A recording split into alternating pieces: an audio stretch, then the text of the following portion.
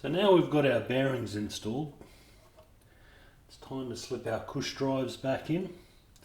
So remember that they slide one on either side of that little divider there.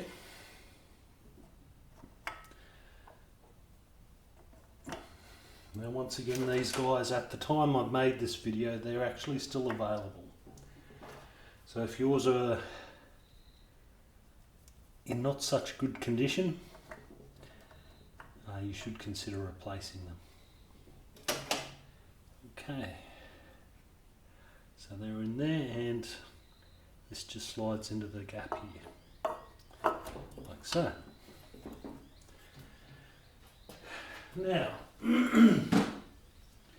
push drives are in.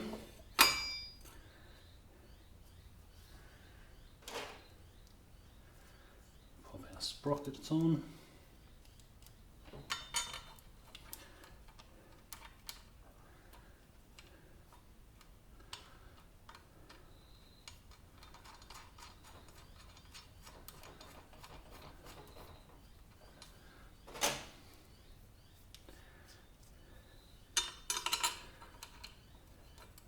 So I'm just putting these guys in finger tight at this point.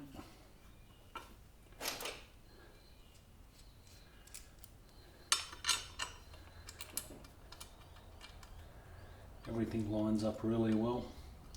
This is a JT sprocket, by the way. They make pretty good sprockets. So everything lines up perfectly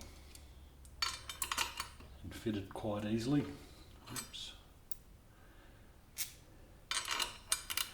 The washer goes on the nut side.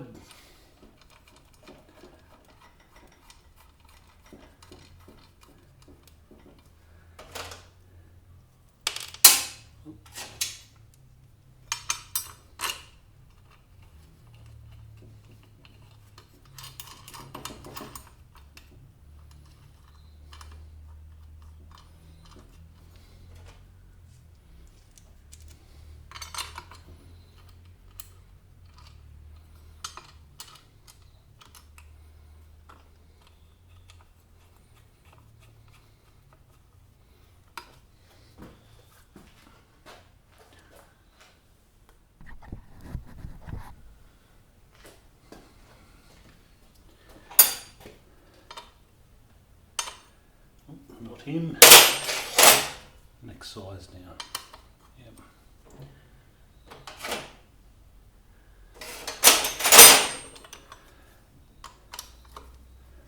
I'm just going to go around and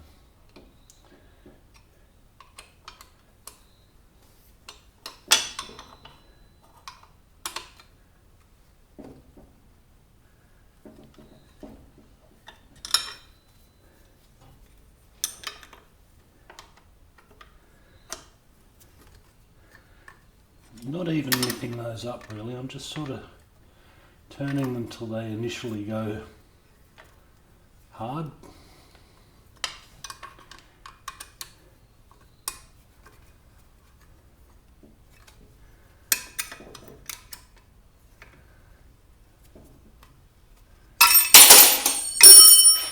Oh, taking great care to drop the Allen key. Well, obviously not. That one. This one. Knew I missed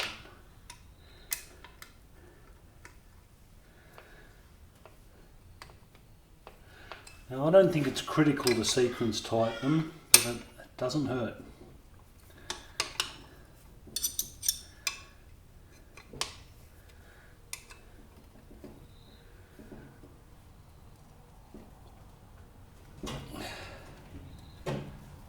One,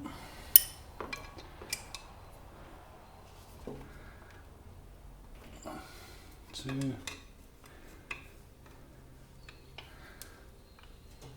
three,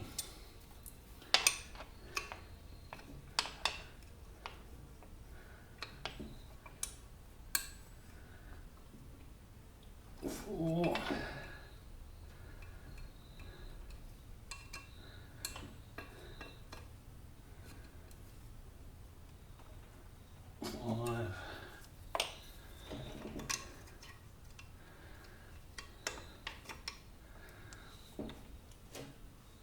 6.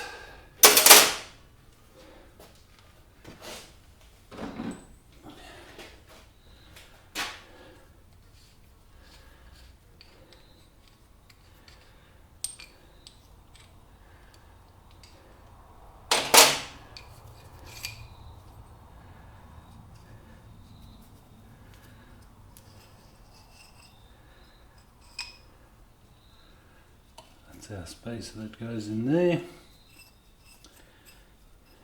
That's for our other side.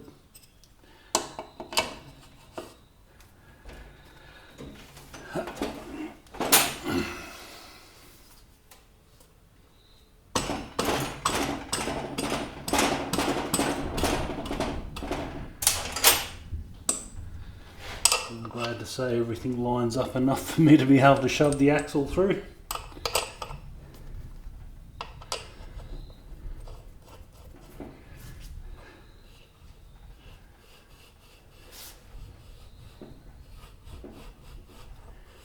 Nice.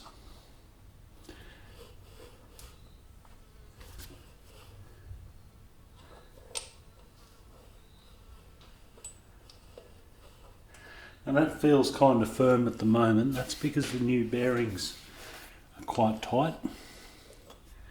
And it's not a cause for concern. So it does move easily. It's not lumpy or anything.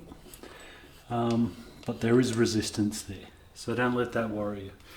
If it's hard to turn, something's wrong. Stop, check it out.